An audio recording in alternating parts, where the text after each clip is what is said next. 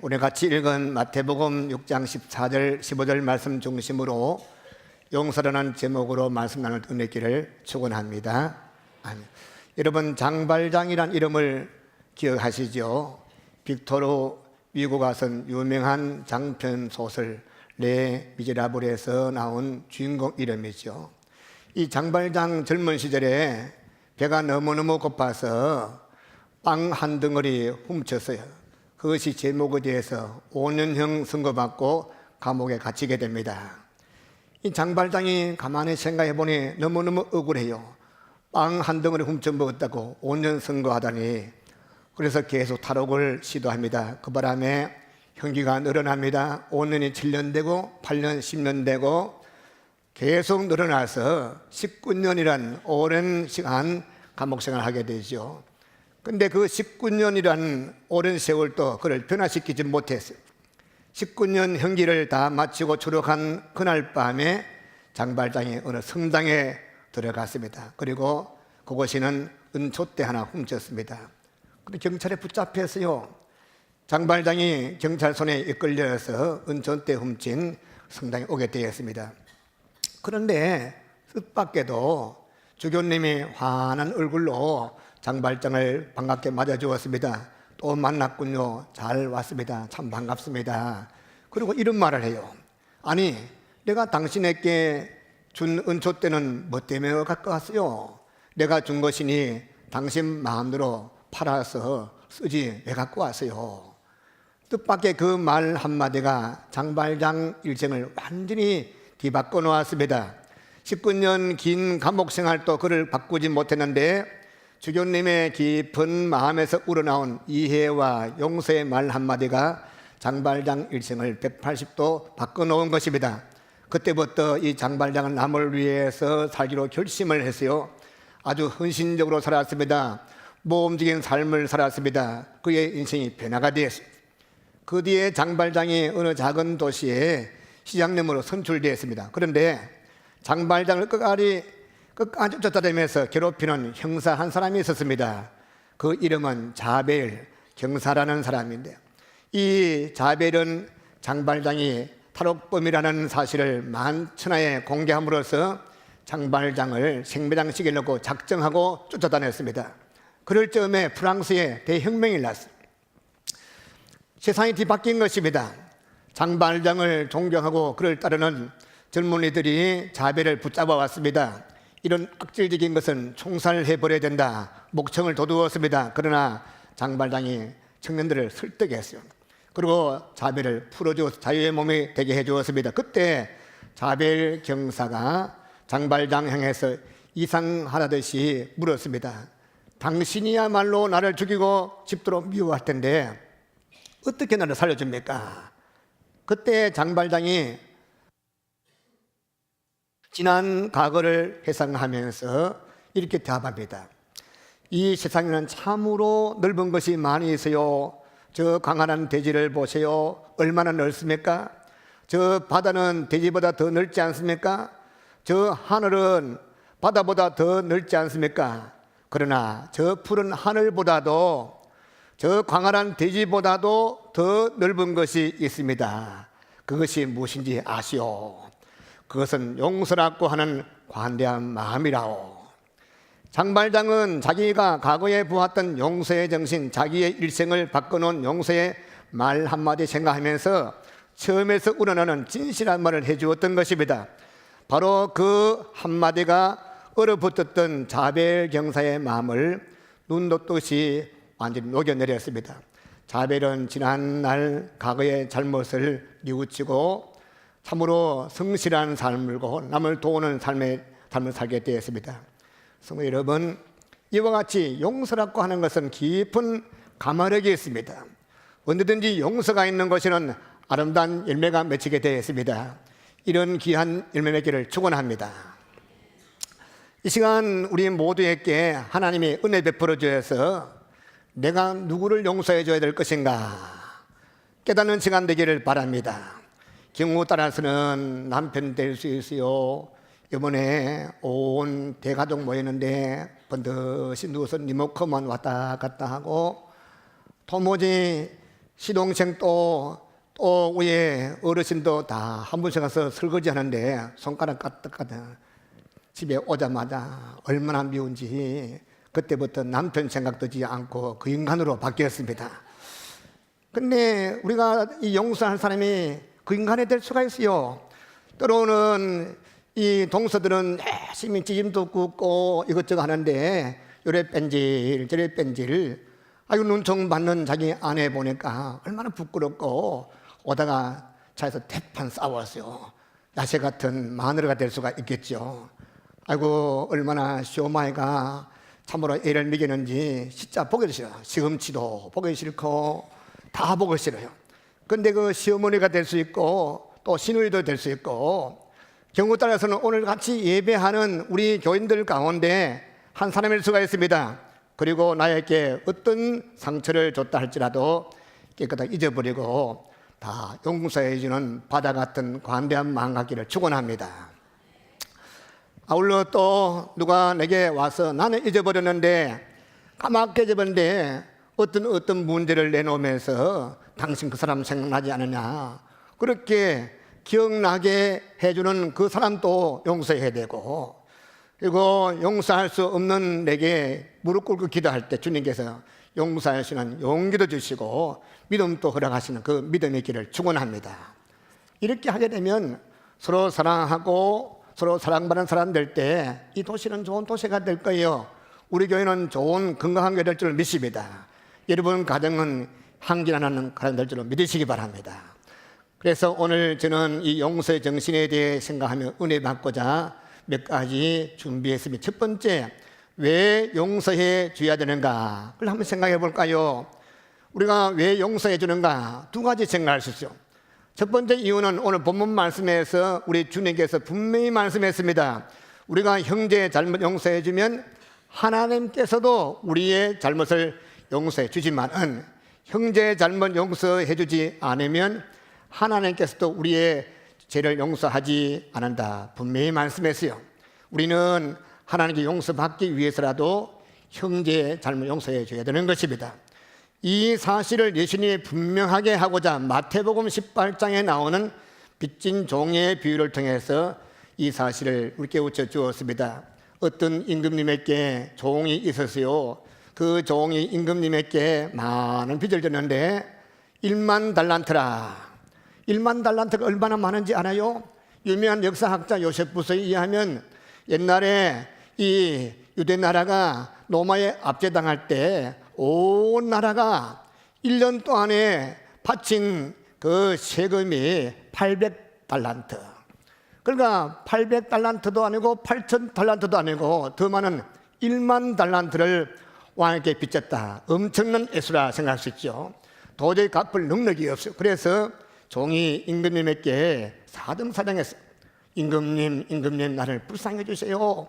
조금만 더 참아주세요. 그 소리 듣고 임금님이 보니까 천년만년 가도 갚을 수 없는 것을 아시고 불쌍히 여기고 많은 빚을 하나도 남김없이 다 탕감해 주었습니다. 얼마나 큰 은혜 받았습니까?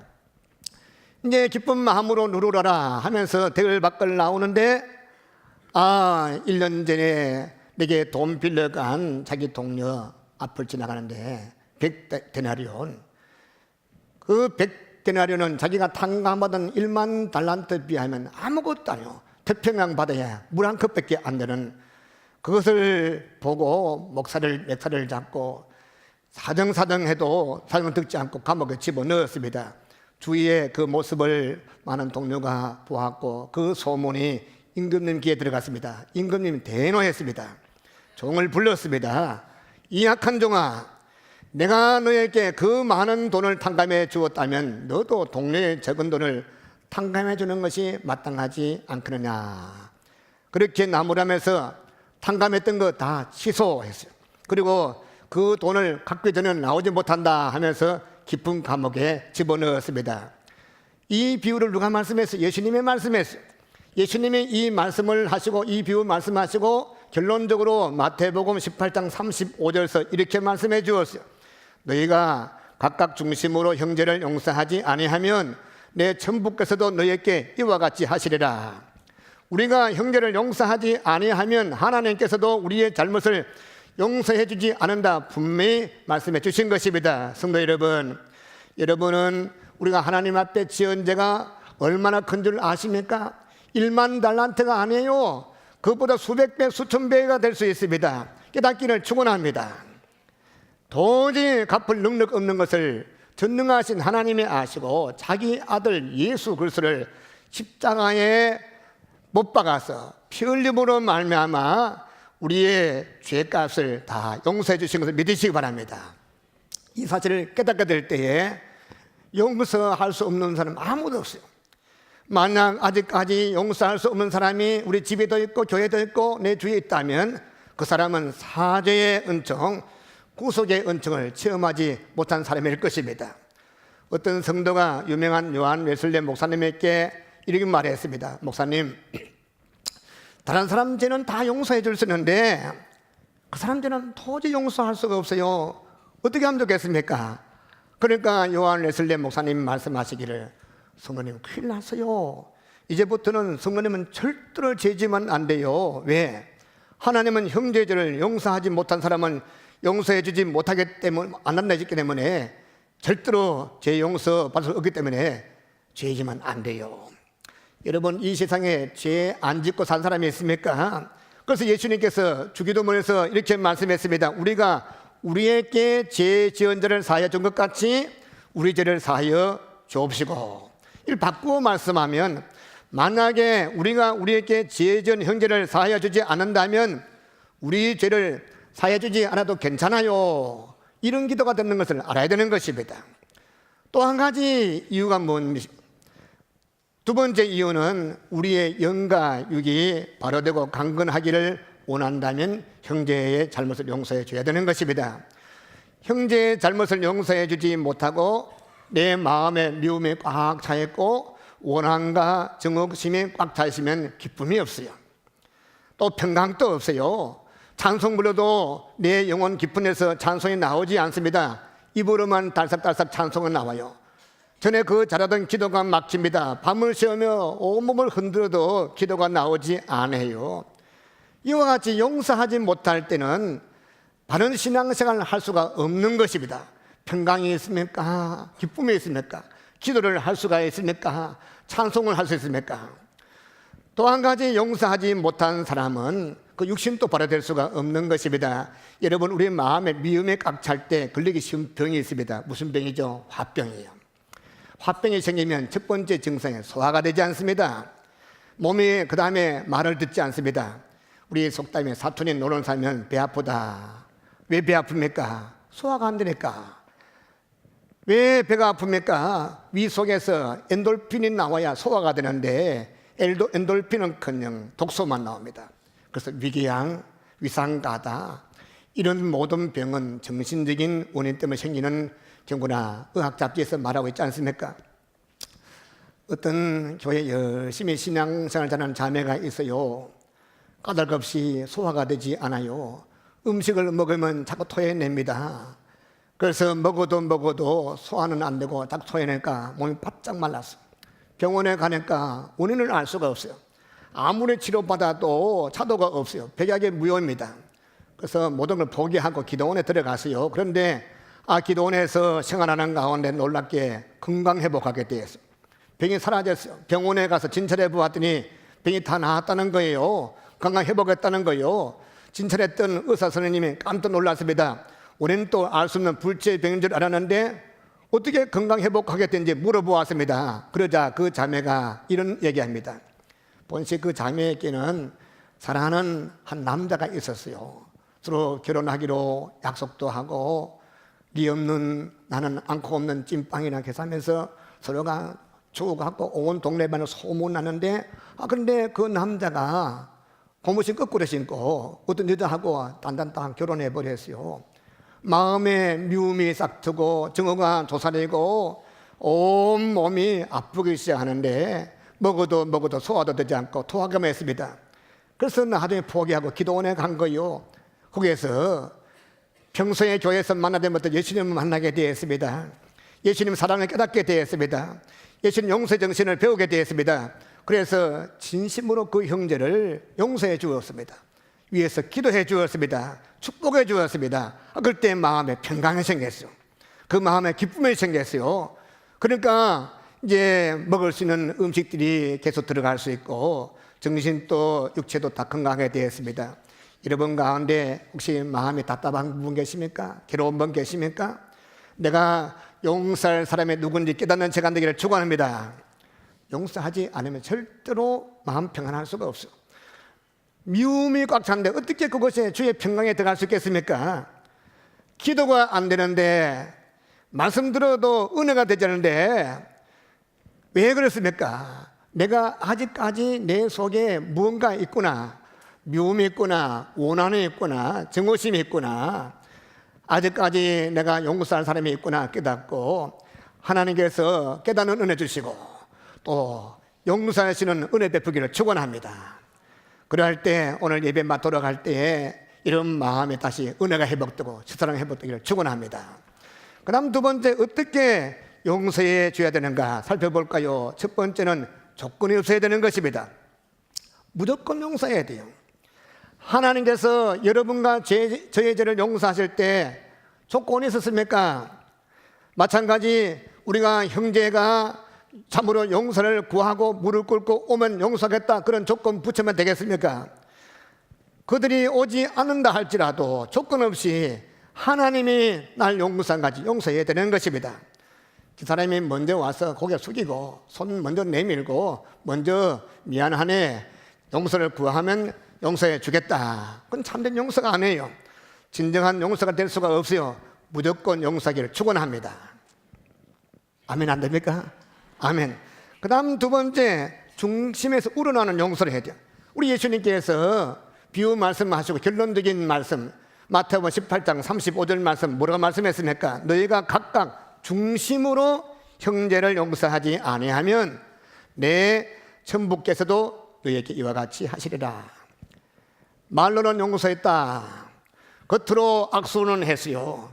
근데 속에 꽁한 것이 그대로 했습니다. 참된 용서가 아니에요. 용서하고 나면 과거에 그 사람이 나에게 아무리 큰 잘못을 줬다 할지라도 깨끗이 잊어버려야 되는 것입니다. 두 번 다시 기억하지 말아야 되는 것입니다. 어떤 성도가 죄를 지었어요. 이 사탄 마귀가 하나님께 전화를 걸었어요.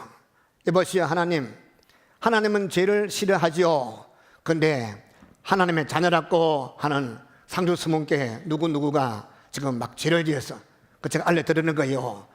그 소리 듣고 하나님께서 말씀했습니다. 그래, 상주수문께 그 아무개 죄에 대해서 그 죄에 대해서는 내 아들 예수가 십자가에서 흘린 피로 이미 그 죄값 다 지불해서 그렇기 때문에 그의 죄에 대해서는 나는 다시는 기억도 하지 않아해. 할렐루야. 얼마나 감사합니까? 하나님께서 우리의 모든 죄를 다 용서해 준다고 말씀하시고는 지난날 우리 죄를 하나도 기억하지 않겠다. 구약 성경 말씀 보니까 죄를 뒤로 던져버리고 영원토록 돌아보지 않겠다. 그 주님께서 말씀했어요. 성경에 보면 하나님은 우리의 잘못을 용서할 뿐만 아니라 영원히 기억하지 않겠다.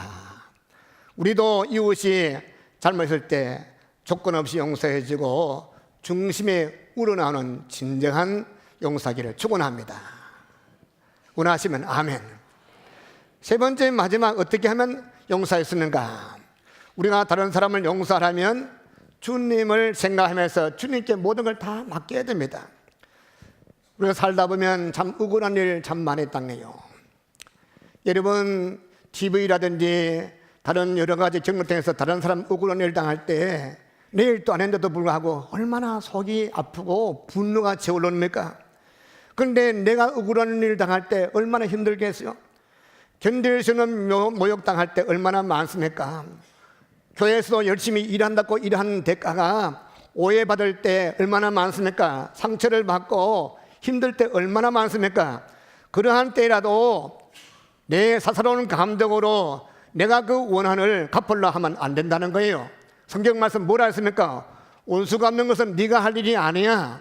온수 갚는 것은 내게 있어. 내게 맡겨. 주님께 맡기기를 축원합니다. 누가 여러분 마음을 아프게 합니까? 그때마다 여러분은 그 사람을 위해서 더 열심히 억지로라도 기도해 보세요.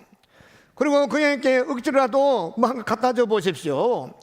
일부러 찾아가고 웃음이 안 나올 때도 억지로 웃어보고 악수하고 먼저 인사해 보세요. 그러할 때, 움직일 때 주님께서 임재해서 마음에 기쁨도 주시고 평안도 주시고 음이 풀어질 줄 믿으시기 바랍니다. 우리 속담에 미운 자식 떡 하나 더 준다고 그러는 가운데 미운 정이 다 사라지고 고온적으로 싹트게 되는 거 얼마나 많이 체험합니까? 어느 시골 마을에 가수원을 겪는 장로님이 한 분 계셨어요.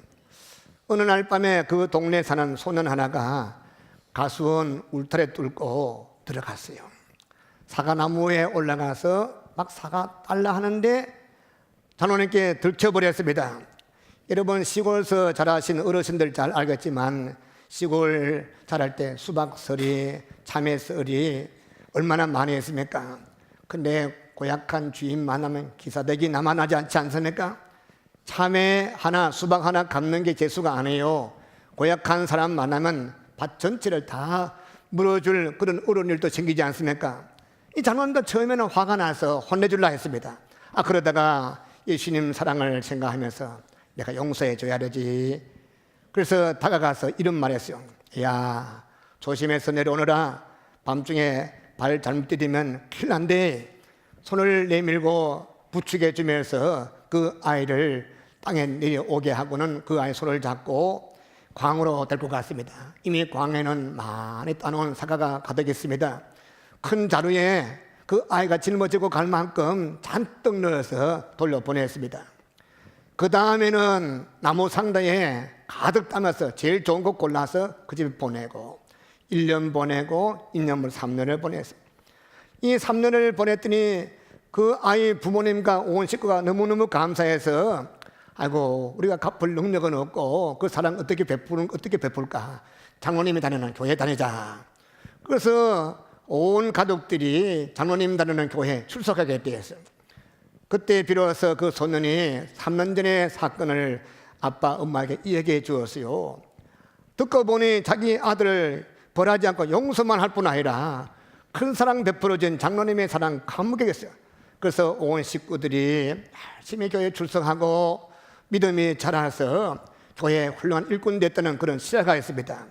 여러분 우리 마음에 상처를 주고 손해주는 사람이 있다면 오히려 그 사람에 의해서 더 선 베푸기를 축원합니다. 주께서 말씀했잖아요. 악으로 악을 갚지 말고 악으로 악을 선으로 악을 갚아라. 그래야 할 때 그 사람이 감화받게 되는 것입니다. 원수를 갚는 가장 좋은 방법이 뭔지 아시죠? 사랑 베푸는 것입니다. 전쟁할 때 적을 무찌르는 최선의 방책은 적을 내 편 만드는 거 아니에요.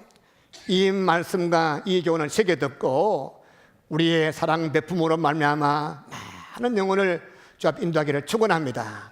다니엘서 12장 말씀 많은 사람을 오른대로 돌아오게 한 사람은 깜깜한 밤중에 별같이 빛나게 하리라. 이제 다음 주일 2015년 3월 첫 주부터 2016년 2월 28일까지 새생명 전 프로젝트를 하고자 합니다. 우리가 전도한다고 되는 것이 아니에요. 말로 해서 되는 것이 아닙니다. 성령님 역사할 때 가능한 것입니다. 우리가 말씀 실천하고 순종할 때 주께서 축복해서 여러분 돼서 많은 열매 있기를 주님을 축원합니다.